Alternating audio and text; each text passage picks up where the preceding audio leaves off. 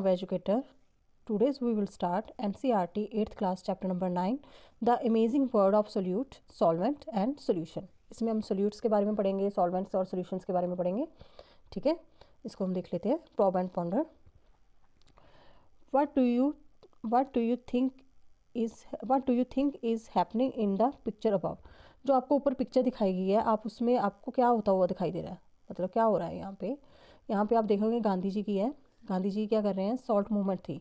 Salt movement क्या हुई थी, जो ब्रिटिशर थे ना, ब्रिटिशर ने हमें सॉल्ट देने के लिए मना कर दिया था. सॉल्ट मतलब आप बना नहीं सकते, ये इसके लिए भी मना कर दिया था कि आप, तो फिर गांधी जी ने ये मूवमेंट की थी, सॉल्ट मूवमेंट, कि आप तो बोल रहे कि सॉल्ट नहीं है इंडिया में तो बाहर से इम्पोर्ट होगा. बट लेकिन जो सॉल्ट था इंडिया में उन्होंने दिखाया कि ऐसे यहाँ पे सॉल्ट है, हम यहाँ से सॉल्ट ले सकते हैं, हमें बाहर से सॉल्ट लेने की ज़रूरत नहीं है. ठीक है ना. तो ऐसे गांधी जी ने ये मूवमेंट की थी, salt movement. The amazing word of solvent, solute and solution में अब हम स्टार्टिंग करते हैं नेक्स्ट क्वेश्चन की. नेक्स्ट में क्या है कि what's happen when you add too much sugar. क्या होगा जब आप बहुत सारी शुगर डाल दोगे इन एक टी में, अपनी टी बना रहे हो आप, उसमें आप बहुत सारी शुगर डाल दोगे तो क्या होगा, और उसको आप डिसॉल्व नहीं करोगे तो क्या होगा. How can you solve this problem, और इस प्रॉब्लम को आप कैसे सॉल्व करोगे. ठीक है ना. अब आप शुगर है, आप शुगर डालते जा रहे हो टी में, डालते जा रहे हो, उसमें स्टिरिंग करनी भी, वो स्टिर नहीं हो पा रहा, स्टॉप हो गया, वो डिज़ोल्व भी नहीं हो पा रही शुगर उसमें, तो उसके बाद क्या होगा, ये हम सब इस चैप्टर में डिस्कस करेंगे आगे जा कर के. Why do sugars and salt dissolve in water but not in oil. अब ये शुगर जो है, जो साल्ट है, ये दोनों डिज़ोल्व हो जाते हैं वाटर में, पर लेकिन ये ऑयल में डिज़ोल्व नहीं होते. Why is the water consider as good solvent. और वाटर को हम कंसिडर क्यों करते हैं, वाटर को हम क्यों कंसीडर करते हैं कि वो गुड सॉल्वेंट है. ठीक है, कि वो एक गुड सॉल्वेंट है. इसका आंसर भी हमें मिल जाएगा. Why are the water bottle usually tall. जो वाटर बॉटल्स जो होती हैं वो टॉल क्यों होती हैं, सिलेंड्रिकल्स क्यों होती हैं इन शेप में, वो स्फेरिकल क्यों नहीं होती, वो स्फेरिकल क्यों नहीं होती हैं शेप में. ठीक है, इन सब क्वेश्चंस के आंसर जो है हमें, इन सब क्वेश्चंस के आंसर हमें इस चैप्टर में मिल जाएंगे. अगर आपके माइंड में कुछ और क्वेश्चन भी आते हैं तो आप यहाँ पे लिख सकते हैं नीचे. ठीक है, अब हम चैप्टर की स्टार्टिंग करते हैं. You must have taken a oral rehydration solutions. ORS बोलते हैं इसको, रिहाइड्रेटर जो होता है, जब हमें डिहाइड्रेशन हो जाती है तो हम ORS लेते हैं ना, तो ओरल रिहाइड्रेशन सोल्यूशन. ठीक है, एट सम टाइम आपने कभी ORS सोल्यूशन जो है लाइफ में लिया होगा. ठीक है ना, you must have taken the ORS. ठीक है, जो ORS है is used to treat the dehydration. अभी मैंने बताया कि डिहाइड्रेशन के लिए यूज़ होता है जब डिहाइड्रेशन हो जाती है. By keeping your body hydrated, हमारी बॉडी को हाइड्रेट करता है ये. You have learn to prepare ORS at home in Curiosity. हमने 6th ग्रेड में पढ़ा था कि ORS कैसे बनाते हैं हम. नमक डाल लो, चीनी डाल लो और उसको मिक्स कर लो वाटर में. हमने इस तरह क्यूरियोसिटी की बुक में 6th ग्रेड में पढ़ा था कितने वाटर में हमने लेना है. ठीक है. You may have wondered why every sip of your homemade ORS tastes the same, no matter how much you drink. मतलब आप जब ORS पी रहे होते हो, आप कितना ORS पी रहे हो ये मैटर नहीं करता. मतलब जब भी आप उसकी सिप ले रहे हो, एक एक सिप ले रहे हो, होममेड ORS टेस्ट कर रहे हो, तो वो सेम क्यों आता है. ऐसा क्यों नहीं होता कि कहीं पे सॉल्ट आ जाए, कहीं पे स्वीट आ जाए. जैसे कि why does it is not taste salty in one sip and sweet in another. जो ये जो होते हैं ORS होता है, आप जब पी रहे हो आपको ऐसा क्यों नहीं फील होता कि एक जगह पे सॉल्टी टेस्ट आ रहा है और एक जगह पे आपको नेक्स्ट सिप में आपको शुगर का टेस्ट आ रहा है. ऐसा क्यों नहीं होता. ठीक है, इसका आंसर हमें फाइंड आउट करना है. ऐसा क्यों नहीं होता, क्योंकि ये दोनों चीज़ें जो हैं वो डिज़ोल्व हो जाती हैं प्रॉपर्ली, इवनली डिस्ट्रीब्यूटेड हो जाते हैं इसमें जो कंपोनेंट्स होते हैं. ठीक है, ये आगे दिया हुआ है. This is because when you add sugars and salt to water they form a mixture. ये क्या कर लेते हैं, एक मिक्सचर फॉर्म कर लेते हैं. ठीक है, in which the components are evenly distributed throughout. जो कंपोनेंट्स होते हैं वो इवनली डिस्ट्रीब्यूट हो जाते हैं. अब ये हमने डिस्कस किया था पिछले चैप्टर्स में, हम डिस्कस करके आए थे कि होता क्या है. जो यहाँ पे हमने जैसे कि ये हमने पार्टिकल्स ले लिए, ये हमारे वाटर्स के पार्टिकल्स हैं. ठीक है, इसको वाटर्स के पार्टिकल्स पढ़े थे ना हमने, उसके अंदर जो है वो शुगर के पार्टिकल्स ऐसे जगह बना लेते हैं अपनी. ठीक है, तो वे इवनली डिस्ट्रीब्यूट हो जाते हैं और वो हमें पता नहीं चलता कहाँ पे शुगर है कहाँ पे नहीं, क्योंकि वो अपनी जगह बना लेते हैं, बहुत ब्रीक ब्रीक होते हैं, वाटर में प्रेजेंट होते हैं. ठीक है. Can you predict whether the mixture is uniform और नॉट. क्या आप प्रेडिक्ट कर सकते हो कि ये यूनिफॉर्म है कि नॉन यूनिफॉर्म है। तो ये हमें पता ही है कि ये यूनिफॉर्म मिक्सचर है, जिसमें हम शुगर को हम अगर मिक्स कर देते हैं, सॉल्ट को हम मिक्स कर देते हैं, तो वो यूनिफॉर्म मिक्सचर होता है। ये हमने पिछले चैप्टर में पढ़ा है, ठीक है। What happen when the chalk powder is mixed with water, does it a uniform mixture? तो ये इसका आंसर आ जाएगा नो। जो चॉक पाउडर है, चॉक पाउडर को आप मिक्स करते हो तो उसके पार्टिकल्स जो होते हैं वो हमें नेक टाइप से दिखाई देते हैं, वो मिक्स ही नहीं होता प्रॉपरली। तो वो क्या है, वो यूनिफॉर्म मिक्सचर नहीं है, वो नॉन यूनिफॉर्म मिक्सचर है, ठीक है ना। When salt and sugars are mixed with water, जब सॉल्ट एंड शुगर को हम मिक्स कर देते हैं वाटर में, a uniform mixture is form, एक यूनिफॉर्म मिक्सचर फॉर्म हो जाता है। Whereas the chalk powder and और सैंड होगी और साडस्ट होगी is mixed with water, the components are not evenly distribute, वो इवनली डिस्ट्रीब्यूट नहीं होते। वो मतलब पार्टिकल्स हमारे बड़े होते हैं, उसके पार्टिकल्स वो ऐसे तो है नहीं कि वो मिक्सअप होकर के जगह बना लेंगे, वो कुछ नहीं ऐसा होगा, वो पार्टिकल्स बड़े होते हैं तो वो इवनली डिस्ट्रीब्यूट नहीं होते। Such mixture are known as non uniform mixture. इस मिक्सचर को क्या कहा जाता है, नॉन यूनिफॉर्म मिक्सचर कहा जाता है। यहाँ पे दिखाया भी गया है, जैसे ये मिक्सचर है, ये शुगर साल्ट और वाटर का मिक्सचर दिखाया हुआ है यहाँ पे, और ये मिक्सचर यहाँ पे दिखा रखा है। इसमें तो उन्होंने यूनिफॉर्म मिक्सचर का एग्जांपल दी है यूनिफॉर्म मिक्सचर की, ये नॉन यूनिफॉर्म मिक्सचर है, ठीक है। Mixture of sand water and sawdust, ठीक है। ये वाला क्या है, ये नॉन यूनिफॉर्म मिक्सचर है। Let us explore the science of mixing things together. अब हम एक्सप्लोर करेंगे the science of mixing the things together, उसको हम जान लेते हैं, ठीक है। समझ लेते हैं कि क्या होता है सोल्यूट, सॉल्वेंट और सोल्यूशन, इसके बारे में हम पढ़ लेते हैं। What are the solute, solvent and solutions. 9.1 a uniform mixture, एक यूनिफॉर्म मिक्सचर जो होता है such that a salt, sugar and waters is called a solution, इसको क्या कहा जाता है, इसको सोल्यूशन कहा जाता है। Whenever a solid is mixed with a liquid to form the solution, जब भी कोई सॉलिड को मिक्स किया जाता है लिक्विड के साथ तो वो क्या करता है, वो सोल्यूशन बना लेता है। The solid component is called, जब भी हम सॉलिड को, एक सॉलिड चीज़ है और एक लिक्विड चीज़ है, सॉलिड, ये सॉलिड, सॉलिड प्लस एक क्या है, एक लिक्विड है।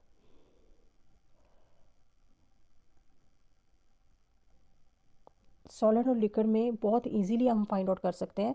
जो ये सॉलिड होता है ना, वो क्या होता है, सॉल्वेंट होता है। इसको क्या कहते हैं, सॉल्वेंट, सॉरी, इसको क्या कहते हैं, सोल्यूट बोलते हैं। सॉलिड को क्या कहते हैं, सोल्यूट,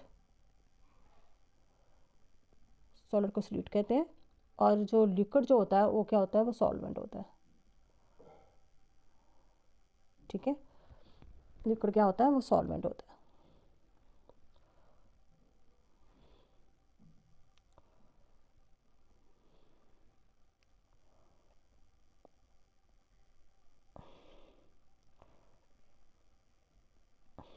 यहाँ पे लिखा हुआ है solid component is called the solute, solid component को क्या कहा जाता है, सोल्यूट कहा जाता है। और लिक्विड कंपोनेंट को क्या कहा जाता है, सॉल्वेंट कहा जाता है, ठीक है।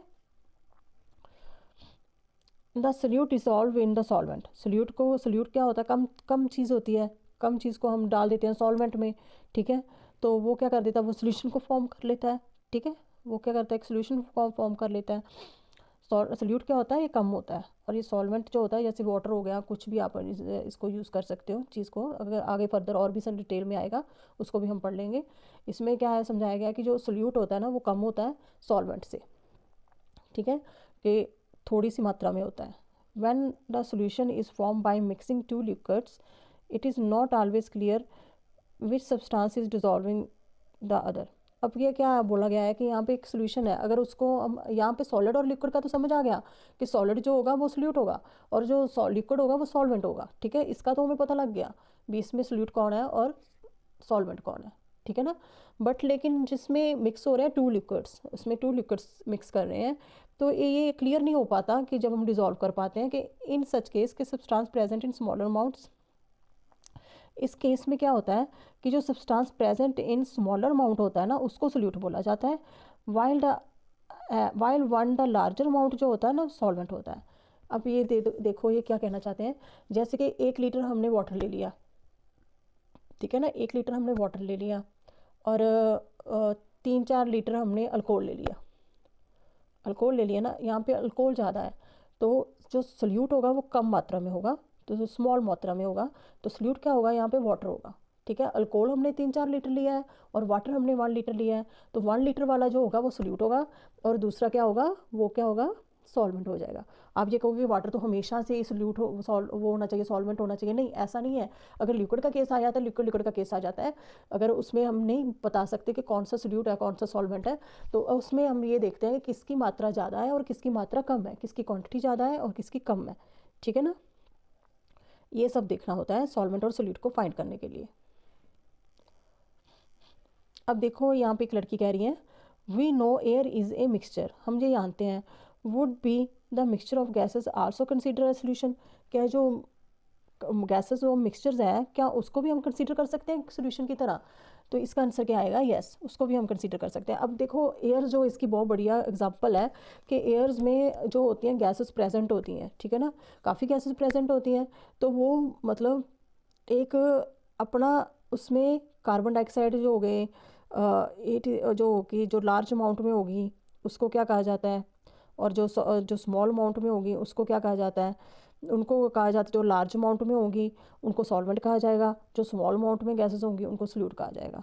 ठीक है ना, just as the water can be act as solvent in liquid solution, जैसे कि वाटर को हमने सॉल्वेंट की तरह मानते हैं एक लिक्विड सोल्यूशन में, gases can also form a solution with, जैसे कि with air being a common example, जैसे मैंने अभी बताया कि एयर तो एक कॉमन एग्जांपल है। ठीक है, air is A gases solution, air क्या है, एक गैसेस सोल्यूशन है, गैसेस का बना हुआ सोल्यूशन है। Since the nitrogen is present in large amount, nitrogen क्या है, वो लार्ज अमाउंट में है एयर में। ठीक है ना, it is consider as solvent, इसको क्या कहा जाएगा, इसको सॉल्वेंट कहा जाएगा। वाइल द ऑक्सीजन होगी, आर्गन होगी, कार्बन डाइऑक्साइड होगी और अदर गैसेज हो गए, इनको कंसिडर किया जाएगा एज ए सोल्यूट, क्योंकि ये स्मॉल उसमें है। ठीक है ना, ये स्मॉल क्वांटिटी में है, मतलब जो लार्ज अमाउंट में है, जो स्मॉल अमाउंट में है, स्मॉल अमाउंट वाला क्या आएगा, सोल्यूट आएगा, और लार्ज अमाउंट वाला क्या आएगा, वो सॉल्वेंट आएगा। ठीक है, एवर हर्ड ऑफ, ना एवर हर्ड ऑफ द चाशनी, जैसे चाशनी हम बनाते हैं, शुगर का सिरप बनाते हैं, of a Indian sweet, Indian sweets आपको पता है गुलाब जामुन जो होती हैं उसमें लार्ज अमाउंट ऑफ शुगर डलती है। अब लार्ज अमाउंट ऑफ शुगर डल गई, उसमें काफ़ी सारी शुगर डल रही है, dissolve in small amount of water, small amount of water डल रही है। अब इसमें बताओ कि कौन सा सोल्यूट और कौन सा सॉल्वेंट है।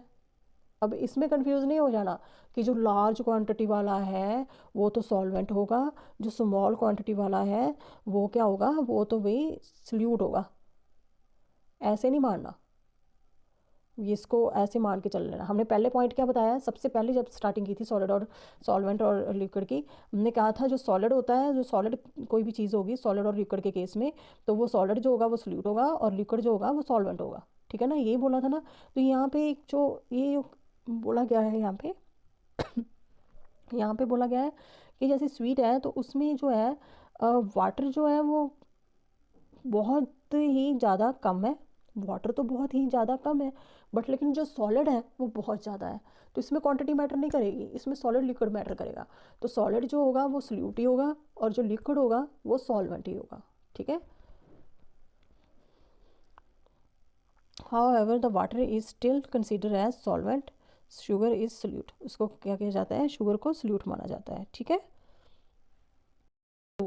How much solute can fixed amount of solvent dissolve, how much solute can a fixed amount of solvent dissolve, मतलब कितना सोल्यूट हम फिक्स्ड अमाउंट ऑफ सॉल्वेंट में डिसॉल्व कर सकते हैं। ठीक है, इसको हम देख लेते हैं। Activity 9.1, let us investigate. ठीक है, take a clean glass tumbler, हमने क्लीन ग्लास टम्बलर लेना है, fill it half with water, इसको हाफ करना है विद वाटर के साथ। और यहाँ पे एक लड़का कह रहा है what will happen if keep adding more salt in a given amount of water, क्या होगा अगर हम उसमें ऐड करते जाएंगे मोर सॉल्ट, इस गिवन वाटर में ऐड करते जाएंगे करते जाएंगे तो क्या होगा। तो उसी के लिए एक एक्टिविटी रखी हुई है, जैसे कि उन्होंने क्या कहा कि ग्लास टम्बलर ले लेना, फिल कर लेना उसको हाफ विथ वाटर के साथ, add 1 spoon of salt into it, मतलब इसके अंदर आपने 1 स्पून जो है आपने सॉल्ट का डाल देना है। ठीक है, उसको स्टिर करना है टिल इट डिज़ोल्व कम्प्लीटली, मतलब उतनी देर तक स्टिल करना है कि तब तक वो अच्छी तरह से डिज़ोल्व ना हो जाए। ठीक है, gradually add a spoonful of salt into the glass tumbler and add and stir, उसको भी आपने स्टिर करना है, मतलब जैसे आपने ऐड करते जाना है ना स्पून को, उसको स्टिर करते जाना है, ठीक है, 1 बाय 1 उसमें ऐड करते जाना है स्पून। ऑब्जर्व करना है how many spoon of salt you can add before it stop dissolving completely. आपने ये ऑब्जर्व करना है कि कितने आपने स्पून डाले सॉल्ट के, और कितने आप उसमें और डाल सकते हो, और जब तक कि वो कम्प्लीटली डिज़ोल्व ना हो जाए, स्टॉप ना हो जाए डिज़ोल्व होना सॉल्ट, वो आप उसमें जैसे सॉल्ट डालते जाओगे डालते जाओगे एक कंडीशन ऐसी आ जाएगी जब वो सॉल्ट डिज़ोल्व नहीं होगा तो वो ऐसे ही सेट डाउन रह जाएगा नीचे ग्लास टम्बलर में, ठीक है। Record your observation, record your observations in 9.1 table. 9.1 table जो यहाँ पे दिया हुआ है उसको हमने ऑब्जर्वेशन जो भी हमने रिकॉर्ड कर लेनी है, ठीक है, जो भी हमारी ऑब्जर्वेशन होगी। जैसे कि यहाँ पे दे रखा है सारे अमाउंट्स दे रखे हैं, जैसे 1 अमाउंट, 2 अमाउंट, 3 अमाउंट, 4 अमाउंट, और यहाँ पे आप 5 भी लिख लोगे, 6 भी लिख लोगे, ठीक है, 5, 6, 7 आप लिख सकते हो, क्योंकि ये ग्लास टम्बलर के हिसाब से होता है कि आपने कैसा ग्लास टम्बलर लिया है और कितना आपका स्पून है, मतलब उसकी कितनी कैपेसिटी है, ठीक है, तो उसके हिसाब से आप ऐड करते जाओगे तो स्पून बढ़कर कम भी हो सकते हैं, किसी का 7 स्पून पे आ जाएगा, किसी का 6 पे आ जाएगा, किसी का 5 पे आ जाएगा, ठीक है ना। तो ये अमाउंट्स दे रखी हैं और यहाँ पे आपने अपनी ऑब्जर्वेशंस लिखनी है, ठीक है। यहाँ पे जैसे कि 1 स्पून आपने डाला, तो 1 स्पून जैसे आपने डाला तो साल्ट क्या हो जाएगा, डिज़ोल्व हो जाएगा। यहाँ पे क्या लिखोगे, साल्ट डिज़ोल्व, सॉल्ट डिज़ोल्व, ठीक है, सॉल्ट क्या हो जाएगा, डिज़ोल्व हो जाएगा। अब जैसे 2 डालोगे, 2 स्पून में भी सॉल्ट क्या हो जाएगा, डिज़ोल्व हो जाएगा। 3 डालोगे, 3 में भी साल्ट डिज़ोल्व हो जाएगा। 4 डालोगे, 4 में भी सॉल्ट डिज़ोल्व हो जाएगा, और 5 में भी हो जाएगा, 5 में भी आपका सॉल्ट जो है वो डिज़ोल्व हो गया। तो उसके बाद जब आपने 6 डाला, 6 स्पून आपने डाला, तो 6 स्पून जब आपने डाला तो salt does not dissolve, salt यहाँ पे लिख लोगे डज नॉट, तो ये पेन नहीं चलता अच्छी तरह से, सॉल्ट डज नॉट डिज़ोल्व, ठीक है, सॉल्ट जो है वो डिज़ोल्व नहीं होगा, ठीक है। इसके बाद ऐसी कंडीशन आ जाएगी। अब यहाँ पे सम डिस्कशंस पॉइंट्स हैं, यहाँ लिखे हुए हैं, how many spoon of salt were you able to dissolve before some of it remained undissolve. मतलब कितने आपने जो स्पून जो थे वो सॉल्ट के डाले कि वो एबल हो गए, डिज़ोल्व हो गए, before the some it remain undissolve, के उसके बाद कितने वो थे जो अनडिज़ोल्व रहे, ठीक है ना, जो कि डिज़ोल्व नहीं हुए, ठीक है। वो आपने लिख देना कि जैसे 5 थे, 5 जैसे डाले तो वो डिज़ोल्व हो गए थे पूरे प्रॉपर, उसके बाद 6 में वो जो अनडिज़ोल्व हो गया, ठीक है। What does the indicate about the capacity of water to dissolve salt, क्या है इंडिकेट करता है कि about the capacity of water की जो है डिज़ोल्व कर लेती साल्ट को, मतलब इसके बारे में हम आगे पढ़ लेते हैं, आगे हम फर्दर में सारा दिखाया गया है, उसमें हम पढ़ लेते हैं सारा। यहाँ पे देखो, यहाँ पे लिखा है कि you might have observe that initially salt completely dissolve in water. Initially क्या होगा, जो साल्ट हो जाएगा ना वो कम्प्लीटली डिज़ोल्व हो जाएगा वाटर में, फॉर्मिंग ए सोल्यूशन, वो एक सोल्यूशन बना लेगा, ठीक है। After adding few more spoon of salt a stage come, एक स्टेज आ जाएगी, एक कंडीशन आ जाएगी जब क्या होगा, added salt does not dissolve completely, जो एडेड साल्ट होगा ना वो डिज़ोल्व नहीं हो पाएगा उसके बाद, ठीक है। The undissolve salt settle at the bottom, undissolve salt जो होगा वो सेटल क्या हो जाएगा, वो बॉटम में सेटल हो जाएगा, ठीक है। This indicates that water can no longer dissolve any more salt because it is reached its limit. मतलब ये इंडिकेट करता है कि वाटर जो है अब उसके बाद और साल्ट को डिज़ोल्व नहीं कर सकता, कि वो अपनी लिमिट तक पहुंच चुका हुआ है, ठीक है ना, because it has reached its limit, मतलब उसकी लिमिट जो थी डिज़ोल्व करने की वो अब ख़त्म हो गई हुई है। The solution in which the more solute can be dissolved at a given temperature is called unsaturated solution। उसको क्या कहा जाता है, unsaturated solution कहा जाता है, कि जिसमें solution जो है उसमें और भी solute डल सके। कहने का मतलब क्या है उसमें मोर सोल्यूट कैन बी डिज़ोल्व, मतलब उसमें और भी सोल्यूट डल सकता है। अभी आपने 1 स्पून डाला तो वो क्या हो गया, वो अनसेचुरेटेड सोल्यूशन हो गया। 2 स्पून डाले तो वो भी अनसेचुरेटेड सोल्यूशन थे। 3 स्पून डाले तो वो भी अनसेचुरेटेड थे। 4 डाले, 5 डाले तो वो अनसेचुरेटेड सोल्यूशन थे। जब आपने 6 डाला तो वो सेचुरेटेड हो गया, मतलब उसकी एक लिमिट थी, उसके बाद वो और नहीं डल सकता, उसके बाद वो सेचुरेटेड सोल्यूशन बन गया। However when the solute stop dissolving, stop हो गया डिज़ोल्विंग होने के लिए सोल्यूट, ठीक है, and begin to settle at the bottom, settle down होना शुरू हो गया, ठीक है। उसके बाद उस सोल्यूशन को क्या कहा जाता है, उसको सैचुरेटेड सोल्यूशन कहा जाता है एट पर्टिकुलर टेम्परेचर। यहाँ पे टेम्परेचर की बात हो रही है, टेम्परेचर बहुत इंपॉर्टेंट है। क्यों इंपॉर्टेंट है? क्योंकि हमने पढ़ा था कि जो इसके कंपोनेंट्स होते हैं, इसके पार्टिकल्स जो होते हैं ना, वो स्पेस होती है, जो इनर स्पेस होती है ना, उसमें फिक्स हो जाते हैं। जैसे वाटर पार्टिकल्स होते हैं, वाटर पार्टिकल्स में जो शुगर पार्टिकल्स होंगे वो दिखाई नहीं देते, हम जैसे डिजॉल्व हो जाता है, बट लेकिन वो होते हैं, वो स्मॉल, वो उसकी जो सेंटर में जो स्पेस होती है ना, उसमें वो अपनी जगह बना लेते हैं, ठीक है ना।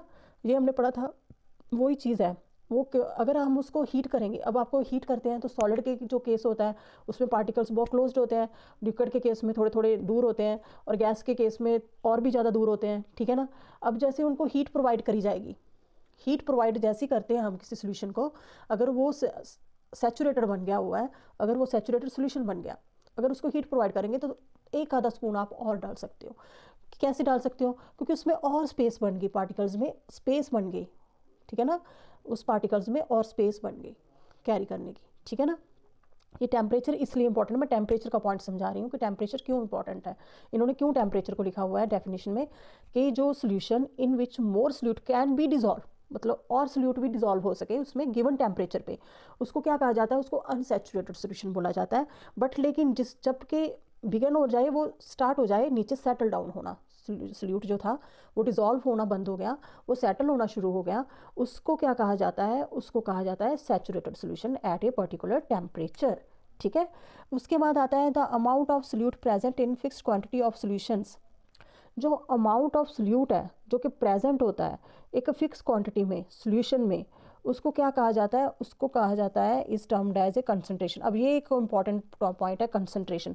इसका एक फॉर्मूला होता है, इसका फॉर्मूला निकालते हैं कंसंट्रेशन का, वॉल्यूम के साथ मास ऑफ द सोल्यूट निकाल करके और वॉल्यूम ऑफ द सोल्यूशन निकाल करके उसमें हमारे कंसंट्रेशन निकाली जाती है। वो आप फर्दर जब हायर स्टडी पढ़ोगे तो आपको कंसंट्रेशन निकालने के लिए बोलेंगे कि इसकी कंसंट्रेशन निकालो, इसकी कंसंट्रेशन लो, इसके फॉर्मूलेज होते हैं। तो कंसंट्रेशन क्या होती है, amount of solute present in fix quantity of solutions is termed as concentration, ठीक है। अभी आप इतना याद रखो कि जो अमाउंट ऑफ सोल्यूट जो प्रेजेंट होती है ना फिक्स क्वांटिटी ऑफ सोल्यूशन में, उसको क्या कहा जाता है, concentration. Depending upon the amount of solute present in fixed quantity of solution, it can be called the dilute solutions। जिसमें लेस अमाउंट ऑफ सोल्यूट होगा, जिसमें लेस अमाउंट ऑफ सोल्यूट होगा उसको क्या कहा जाता है, उसको डिल्यूट सोल्यूशन बोला जाता है कि वो डिल्यूट सोल्यूशन है। जैसे 1 स्पून डाला था तो वो लेस अमाउंट ऑफ सोल्यूट था, तो वो क्या था, वो डिल्यूट सोल्यूशन था। और उसके बाद जैसे फर्दर हमने मोर 2 स्पून डाल दिए, 3 स्पून डाल दिए, 4 स्पून डाल दिए, तो वो कंसनट्रेटेड सोल्यूशन हो गया, क्योंकि वो ज़्यादा उसमें अमाउंट ऑफ सोल्यूट है, ठीक है ना। लेस अमाउंट ऑफ सोल्यूट और अ कंसंट्रेशन ऑफ सोल्यूशंस जो होता है ना, ये दोनों अलग अलग चीज़ है। डिल्यूट और सोल्यूशन ये कंपैरिजन करके पता चलता है हमें, इसमें हम कंपेयर करके देखते हैं कि कौन सा सोल्यूशन जो है वो डिल्यूट है और कौन सा सोल्यूशन जो है वो कंसंट्रेटेड है। डिल्यूट जो होगा उसमें स्मॉल अमाउंट ऑफ जो होगी, लेस अमाउंट ऑफ सोल्यूशन होगा, और जो कंसंट्रेशन जो होता है ना, कंसंट्रेशन जो होता है उसमें मोर अमाउंट ऑफ सोल्यूट होगा, ठीक है ना। अब देखो बहुत सी इसमें आ जाती हैं, आगे एग्जांपल्स भी आएगी, उसको भी हम देख लेंगे, आगे पढ़ लेते हैं तो आपको और भी इसमें समझ आ जाएगा कंसंट्रेशन क्या होती है और जो हमारा डिल्यूट सोल्यूशन है वो क्या होता है, ठीक है। जैसे कि one we can say the activity 9.1, जैसे 9.1 एक्टिविटी में हमने देखा solution obtained by dissolving 1 spoon of salt is dilute as compared to obtained by dissolving 2 or more। मैं यही बात मैंने अभी बोली है, जो 1 स्पून डालोगे तो वो क्या हो गया, वो डिल्यूट हो गया। अब जो फर्दर आपने 2 डाले, 3 डाले, 4 डाले, 5 डाले, तो वो क्या हो गए, वो सारे कंसनट्रेटेड हो गए, ठीक है।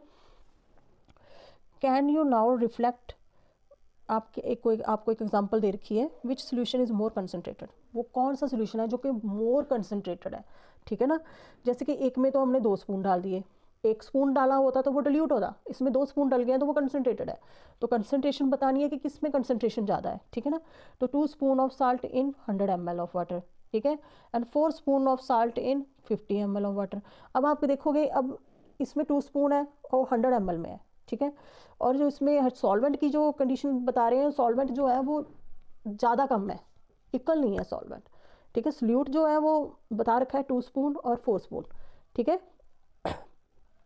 तो हम क्या करेंगे, हम इसमें क्या करेंगे, इसमें हम क्या करेंगे, जो हमारा 4 वाला दे रखा है ना, इसको हम 500 ml को हम सॉल्वेंट को इक्वल कर लेंगे। सॉल्वेंट कैसे इक्वल होगा, अगर इसको हम 2 के साथ मल्टीप्लाई कर दें, मल्टीप्लाई बाई 2। अब इसको 2 के साथ मल्टीप्लाई करेंगे तो यहाँ पे 8 आ जाएगा, 8 आ गया ना, यहाँ पे 8 आ जाएगा, 8 आ जाएगा, वो 8 स्पून हो जाएगा, और यहाँ पे 100 ml आ जाएगा। अब 8 स्पून है और एक जगह पर 2 स्पून है, बताओ किसकी कंसनट्रेशन ज़्यादा होगी। अब तो लिक्विड सेम हो गया ना, अब तो जो सॉल्वेंट था वो सेम हो गया, 100 ml हो गया। तो अब 8 स्पून है और एक 2 स्पून है, तो इन दोनों में से जो 2 स्पून वाली कंसनट्रेशन है वो कम होगी, और जो 8 स्पून वाली कंसनट्रेशन है वो ज़्यादा होगी, ठीक है ना। So from the 9.1 we can say that the maximum amount of solute that dissolve in fixed quantity of solvent is called solubility। उसको क्या कहा जाए, एक solubility की डेफिनेशन है कि maximum amount of solute is dissolved in fixed quantity of solvent। Quantity तो fixed रही ना सॉल्वेंट की, उसमें हम सोल्यूट की अमाउंट जो है वो डालते रहे, उसको क्या कहा जाता है, जो fixed quantity of the solvent में जो मैक्सिमम अमाउंट ऑफ सोल्यूट जो डिसॉल्व हुआ है उसको क्या कहा जाता है, उसको ही उसकी सॉल्युबिलिटी कहा जाता है। अब यहाँ पे एक क्वेश्चन और पूछा गया है, यहाँ पे पूछा गया है does the temperature effect the solubility of solute, let us find out. अब आगे जाकर के इसके बारे में पढ़ेंगे कि टेम्परेचर कैसे इफेक्ट करता है सॉल्युबिलिटी ऑफ वाटर को, ठीक है। तो इसका आंसर क्या आएगा, ये तो मैंने अभी पहले भी डिस्कस किया था आपके साथ कि सॉलिड के पार्टिकल्स होते हैं, लिक्विड के पार्टिकल्स होते हैं, जब इनको हीट प्रोवाइड करते हैं तो पार्टिकल्स स्पेस बना लेते हैं, थोड़े खुले हो जाते हैं, मतलब बिखर जाते हैं, ठीक है ना। तो टेम्परेचर का इफेक्ट तो होता ही है, तो इसका आंसर तो यस आएगा, होता ही है। अब इसके बारे में हम आगे पढ़ लेते हैं, ठीक है। How does temperature effect the solubility of solute, how does the temperature effect the solubility of solute. 9.2.1 activity करके देख लेते हैं, ये डेमोस्ट्रेशन एक्टिविटी है जो कि टीचर जो है वो आपको डेमोस्ट्रेट करके दिखाएगा स्कूल में। आप जब भी स्कूल में ये प्रैक्टिकल करोगे तो वो डेमोस्ट्रेट करके दिखाएगा, ठीक है। जैसे यहाँ पे सेफ्टी फर्स्ट दिया हुआ है, be careful while using the heating device, heating device को यूज़ करते हुए आपने केयरफुल लेना है, ठीक है। अब फर्स्ट पॉइंट क्या है, take about 50 ml of water in the glass beaker and measure its temperature using the laboratory thermometer. Laboratory thermometer आपने एक ग्लास वाटर ग्लास ले लेना, आपने ग्लास बीकर ले लेना है, उसमें आपने 50 ml वाटर डाल लेना है, ठीक है। मेज़र करना है इट्स टेम्परेचर, ठीक है, उसका टेम्परेचर मेज़र करना है बाय द लेबोरेटरी थर्मामीटर। वो कैसे होगा, वो होगा 20 डिग्री सेल्सियस, जैसे कि 20 डिग्री सेल्सियस होगा, ठीक है। Add a spoonful of baking soda, baking soda जैसे सोडियम हाइड्रोजन कार्बोनेट होता है, बेकिंग सोडा क्या होता है, सोडियम हाइड्रोजन कार्बोनेट, ठीक है, टू वाटर। ऐड करो 1 स्पून बेकिंग सोडा का, और उसके बाद उसको स्टिर करो अंटिल इट डिजॉल्व, तब तक स्टिर करना है जब तक ये डिजॉल्व ना हो जाए, ठीक है। Continue adding the small amount of baking soda while stirring, तो आपने कंटिन्यू ऐड करते रहना है जैसे हमने पहले किया था, ठीक है। सॉल्ट ऐड किया था ना हमने, तो ऐड करते रहे थे 1 स्पून डाल लिया, 2 स्पून डाल लिया, ऐसे करके है ना, उसमें कंटिन्यू आपने स्टिर करते रहना, बेकिंग सोडा को डालते रहना है, ठीक है, सेम वैसी प्रोसेस है। Till some solid baking soda is left undissolved at the bottom of the beaker, तब तक करना है आपने उसमें डालते रहना अमाउंट ऑफ बेकिंग सोडा की जब तक वो अनडिजॉल्व लेफ्ट ना रह जाए, नीचे सेटल डाउन ना रह जाए बीकर में, ठीक है। अब यहाँ पे स्टैंड जहाँ पे दिखाया हुआ है लगा करके, यहाँ पे जैसे स्पीड लैंप लगा हुआ है, ट्राइपॉड स्टैंड लगाया हुआ है, वायर गैगेज यहाँ पे लगा हुआ है, और वाटर कंटेनिंग बेकिंग सोडा ये दिखाया हुआ है, बीकर दिखाया हुआ है, ग्लास रॉड दिखाई हुई है, लेबोरेटरी थर्मामीटर दिखाया हुआ है, लेबोरेटरी स्टैंड, मतलब ऐसा आपको पूरा सेटअप होगा जिसमें आप करोगे सारा एक्सपेरिमेंट करोगे ऐसे सेटअप में, ठीक है। Now heat the content 50 degree Celsius, पहले हमने क्या किया था 20 डिग्री सेल्सियस में, है ना, वो 20 डिग्री सेल्सियस पे था, तब आपने डिजॉल्व करके देखा था। अब क्या है, अब क्या है, ये 50 डिग्री सेल्सियस है, और उसको स्टिर करना है आपने, हीट करना कंटेंट को 50 डिग्री सेल्सियस में, आपने हीट नीचे लैंप के जैसे यहाँ पे हीट लगाई हुई है, हीट कर देना। What happen to the undissolve baking soda, क्या होगा अनडिजॉल्व बेकिंग सोडा को, you will observe that it has dissolve, आप क्या ऑब्जर्व करोगे कि जब उसकी हीट बढ़ाई है हमने तो वो डिज़ोल्व हो जाएगा, ठीक है ना, वो क्या हो जाएगा, डिज़ोल्व हो जाएगा। मैंने पिछले आपको मैंने अभी पीछे बता के भी आई हूँ कि वो जैसे हीट बढ़ाते हैं तो उसके जो पार्टिकल्स जो होते हैं उसमें स्पेस बढ़ जाती है, तो उसके अंदर कैपेसिटी हो जाती है, हीट बढ़ाने से सॉल्युबल होने की कैपेसिटी बढ़ जाती है, जिसको क्या कहते हैं सॉल्युबिलिटी, ठीक है, उनकी कैपेसिटी बढ़ जाती है। Continue adding more baking soda while stirring it this temperature until some solid baking soda remain undissolve, आप कंटिन्यू एडिंग करते रहो मोर बेकिंग सोडा को, जब तक स्टिर करते रहो, और इस टेम्परेचर पे 50 डिग्री सेल्सियस के टेम्परेचर पे तब तक ऐड करते रहो जब तक कि वो बेकिंग सोडा अनडिजॉल्व ना हो जाए, ठीक है।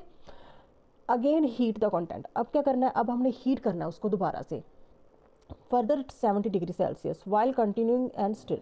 अब हमने 70 डिग्री सेल्सियस में उसको हीट करना है।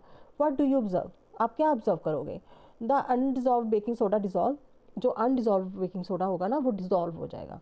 व्हाट डू यू इन्फर, आपने क्या कंक्लूड निकाला फ्रॉम दिस एक्सपेरिमेंट से, इस एक्सपेरिमेंट से क्या कंक्लूड निकाला, water at 70 degree Celsius dissolve more baking soda than water at 50 degree Celsius. जो 70 डिग्री सेल्सियस में डिजॉल्व हो रहा था ना बेकिंग सोडा, वो मतलब ज़्यादा हो रहा था 70 डिग्री सेल्सियस में, ज़्यादा हो रहा था 50 डिग्री सेल्सियस से। और the amount of baking soda dissolve in water at 20 degree Celsius even laser. 20 degree Celsius पे बहुत कम हो रहा था amount of baking soda dissolve. ठीक है, it has been found that the most of the substance and the solubility increase with the increase in temperature। अब मैंने अभी आपको बताया सॉल्युबिलिटी होती क्या है, जैसे हमने सॉल्युबल करके उसको कैपेसिटी बढ़ा दी, उसकी हीट करके उसकी कैपेसिटी बढ़ा दी, उसकी सॉल्युबिलिटी बढ़ा दी, ठीक है ना। तो सॉल्युबिलिटी मतलब उसकी इंक्रीज़ कर दी हमने कि और सॉल्युबल हो सके, ठीक है। It has been found that the most of the substance the solubility increase हो जाती है जब इंक्रीज हो जाता है टेम्परेचर, ठीक है ना। जैसे टेम्परेचर इंक्रीज होगा तो सॉल्युबिलिटी भी इंक्रीज हो जाएगी। We can also see that the saturated solution at particular temperature behave as unsaturated solution if temperature is increase. मतलब क्या है, अनसैचुरेटेड सोल्यूशन की तरह बिहेव करने लग जाता है जो सैचुरेटेड सोल्यूशन। अब वो तो सैचुरेटेड बन गया था ना जब उसमें डिजॉल्व नहीं हो रहा था, और वो सैचुरेटेड बन गया था ना क्योंकि उसमें और डिजॉल्व नहीं हो पा रहा था। तब हमने हीट किया तो वो जो सैचुरेटेड सोल्यूशन था बाय हीटिंग, तो उसने क्या किया, टेम्परेचर लेते ही उसने अनसैचुरेटेड की तरह बिहेव करना शुरू कर दिया, ठीक है। Our scientific heritage, water has primarily been use solvent, मतलब वाटर को सॉल्वेंट की तरह यूज़ किया जाता है for the preparation of medical मतलब जो मेडिसिन बनाते हैं ना, मेडिसिन की प्रिपरेशन बनाते हैं, फॉर्मुलेशंस करते हैं मेडिसिन की, उसमें जैसे आयुर्वेदा है, सिद्धा है और अदर ट्रेडिशनल सिस्टम है ऑफ मेडिसिन है इंडिया में, उसमें जो वाटर को ना सॉल्वेंट की तरह कंसीडर किया जाता है हमेशा, ठीक है।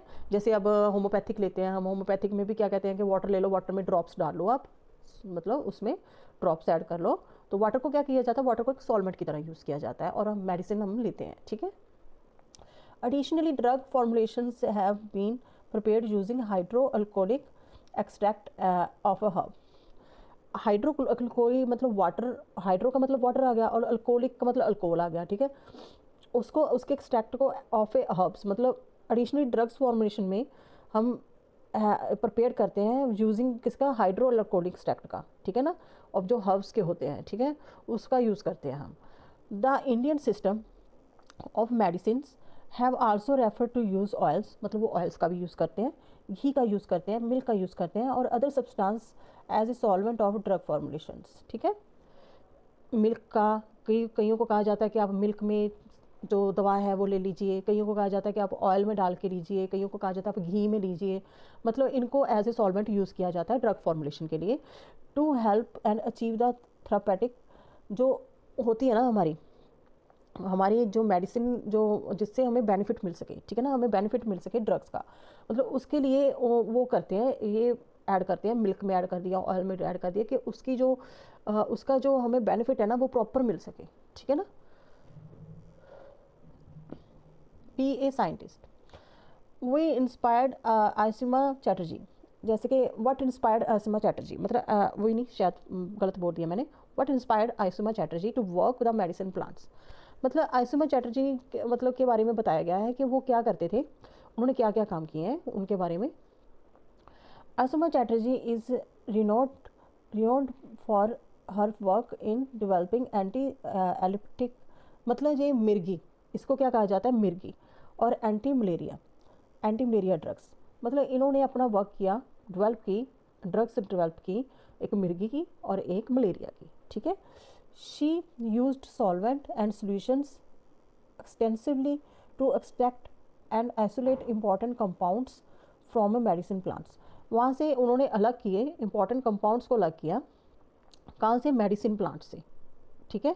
सॉल्वेंट उन्होंने यूज़ किया, सॉल्वेंट और सॉल्यूशंस करने के लिए कि वो एक्सट्रैक्ट कर सके, सॉल्वेंट और सॉल्यूशंस उन्होंने उसको यूज़ किया एक्सट्रैक्ट करने के लिए कि वो अलग कर सकें उनके कंपाउंड्स को फ्रॉम मेडिसिन प्लांट्स के, ठीक है ना। She earn the decorator of the science, उनको एक PhD जैसे होती है, ठीक है, डॉक्टरेट मतलब उनको डिग्री मिली उसके में जैसे होती है साइंस में। Becoming the second Indian woman to do after Janaki Ammal, मतलब उसके बाद उनको एक सेकंड इंडियन वुमन का खिताब मिला। She become a first woman to receive the Shanti Swarup Bhatnagar awards, और the field of chemical science में मिला उनको। And was also honoured with Padma Bhushan, और पद्मा भूषण से उनको ऑनर्ड किया गया। ठीक है, ये साइंटिस्ट के बारे में बताया गया है। अब यहाँ पे एक लड़की कह रही है do gases also dissolve in water, क्या वो डिजॉल्व करती है वाटर में? इसके बारे में हम आगे पढ़ लेते हैं। Solubility of gas, many gases including oxygen dissolve in water, ये डिजॉल्व हो जाती है वाटर में। Oxygen dissolve in water only A small extent में ऑक्सीजन डिजॉल्व होती है वाटर में।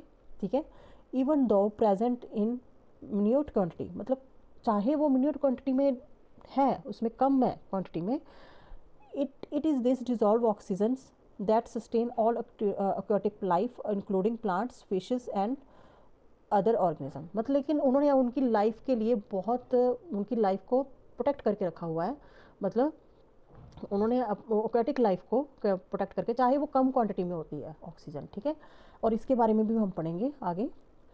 Is the mixture of gases in the water is uniform, जो कि मिक्सचर ऑफ गैसेज है इन वाटर, वो क्या यूनिफॉर्म होता है कि नॉन यूनिफॉर्म मिक्सचर होता है? नॉन यूनिफॉर्म मिक्सचर होता है कि यूनिफॉर्म मिक्सचर होता है? ये क्या होता है? ये यूनिफॉर्म मिक्सचर होता है। It is a uniform mixtures because the gases dissolve evenly in water to form a solution, evenly dissolve हो जाती हैं। ठीक है, does temperature effect the solubility of gases in the liquid, जो टेम्परेचर है, does the temperature effect the solubility of gases in liquid also? If so how, क्या temperature effect करता है सॉल्युबिलिटी ऑफ गैसेज को इन लिक्विड में? तो अगर करता है तो वह कैसे करता है? ठीक है, इसके बारे में आगे बताया हुआ है सारा, कि जो हमने पीछे पढ़ के भी आए हैं कि यूनिफॉर्म मिक्सचर कैसे है, ये सब इसमें बता रखा हुआ है। It has been observe that the solubility of gases generally decrease as the temperature increase. अब यहाँ पे क्या हो गया?